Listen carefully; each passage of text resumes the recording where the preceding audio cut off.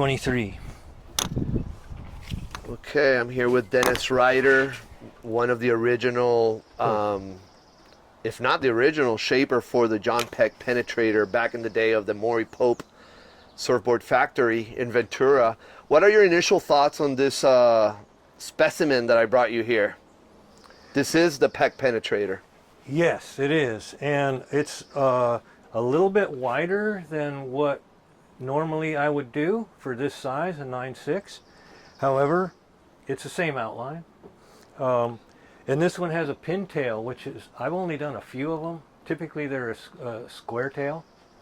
So that's the difference. Other than that, it's all what I do.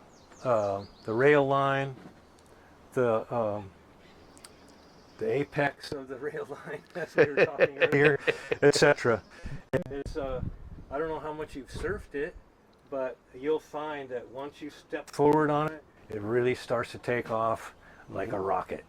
And it's a really interesting board to surf because typically when you get on the nose and you have a section in front of you, you want to back pedal really quick and kind of turn and get underneath it. Whereas this one, you barely get off the forward third. You can tip your outside rail and go right underneath it into the flats and come right back up into the green part of the wave all the time. It's pretty amazing how this does it.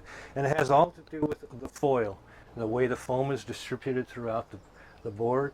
And as well, what's really important, to me anyway, is it has two outrigger stringers.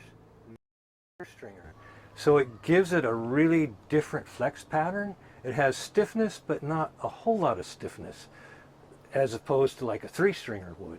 So that's part and parcel to the way the board operates. Hey, I have a question. You mentioned about the foil. Can you show us right now that foil that you're talking about? Sure. It's kind of hard without. Oh, that worked. So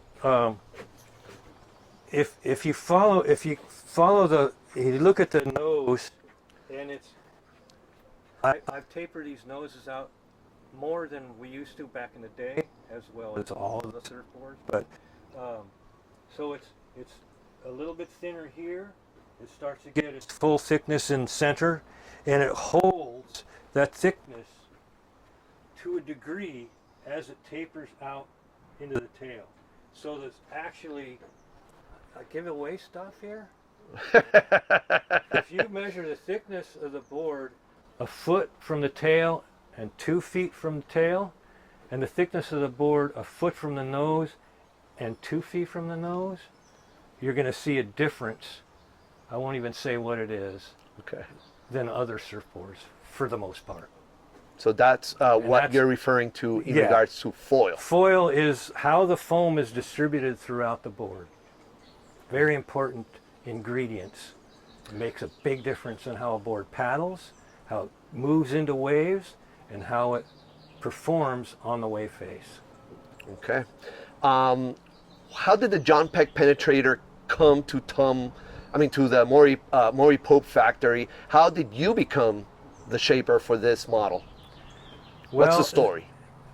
I started working for them in the spring of 1967, and it was a fluke deal. I just met Bob Cooper at the beach one day. He was down having lunch, and they had lost one of their shapers, and a friend of mine struck up a conversation with Bob Cooper and told him he had a friend that made or shaped surfboards, and had me introduced to him, and he asked me to come by. Bob Cooper asked me to come by and audition, so to speak. I did, and got the job. I was 18 years old, and the Peck Penetrator was their premier surfboard. They made a few other ones, but it was already in production when I started working there, so that's what I got thrown into doing. Very curious because, like I said, it has two outrigger stringers and no center stringer, and most guys that shape surfboards don't even want to touch that kind of thing because they got nothing to reference from, right? From the middle of the board.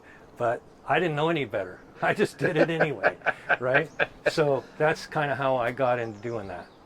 Okay. Awesome, man. If that makes sense. It does. Awesome story, man. Thank you so much, Okay. Dennis.